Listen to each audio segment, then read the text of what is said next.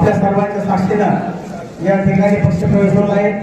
तरी त्यांचं सर्व या ठिकाणी आपल्या बोर्डीकर परिवाराने टाळ्या वाजवून सत्कारचं स्वागत करण्यात आहे। एक महिलामध्ये एक चांगला बुलंद आवाज करणारे आमच्या निवडाई केंद्रे यांचा बऱ्याच दिवसापासून डॉक्टर साहेब आमचे धडाडे साहेब यांच्या संपर्कामध्ये असल्यामुळे त्यांचा जाहीर प्रवेश या ठिकाणी झालेला आहे। आणि पुढील आपल्या राज्याच्या राज्यमंत्री, आपल्या जिल्ह्याच्या पालकमंत्री नामदार मेघनादेवी बोर्डीकर यांच्या नेतृत्वाखाली आणि माझे पितृतुल्य बोर्डीकर साहेब यांच्या शब्दाने आणि मातृतुल्य आई साहेबाच्या आशीर्वादाने आणि माझे बंधू प्रतापभाई यांच्या सर्वांच्या सहकार्याने आज मी तुम्हाला सगळ्यांसमोर इथे उभी दिसत आहे।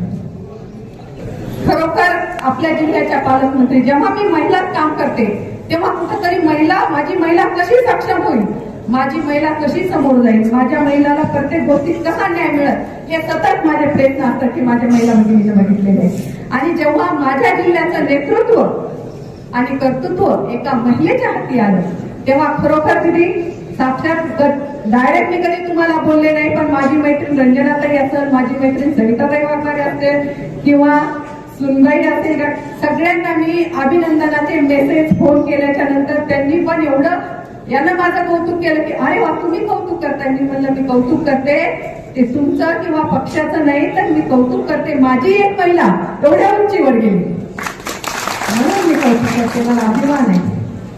आज राष्ट्रीय पक्षात काम करण्याची मला संधी, तुम्ही मला संधी मिळून दिली।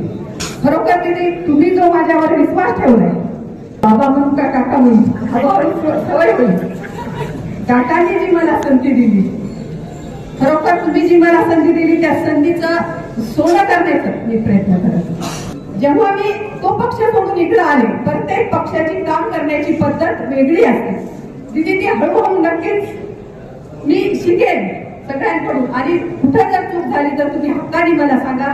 काम करण्याच्या बाबतीत मनीषा केंद्रे कधीही बाजूला जाणार नाही।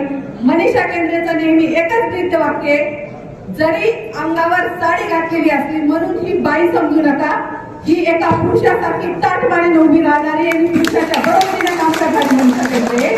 मनीषा केंद्रे जर काय करू शकत नसेल तर ती फक्त ढाब्यावर जाऊन पार्ट्यातून दारू पाडू शकत नाही।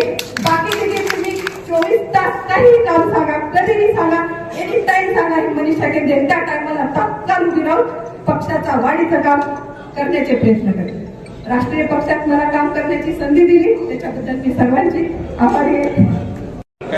दीदींच्या मार्गदर्शनाखाली काम करण्यासाठी या तुमचं कौशल्य मी अनेक दिवसापासून राजकीय प्रवासामध्ये पाहत असतो आणि आमच्या सर्व महिला सुद्धा भारतीय जनता पार्टीच्या फार उत्साहानं मार्गदर्शक अजून सोबत मिळाला तर आपल्या पालकमंत्री महिला आणि कार्यकर्त्यांना अशा ऍक्टिव्ह महिला जर एकत्र आल्या तर 50% महिला या मतदारसंघामध्ये निश्चित असतात आणि त्यांच्यामध्ये आपलं काम केल्याशिवाय राहणार नाही। आणि आपल्या अनेक निवडणुका या मार्गातून सुखकर होत असतात आणि कार्यकर्त्यांनी असे कार्यकर्ते जर जोडत राहिलं तर। आताच नानासाहेबांनी आपल्याला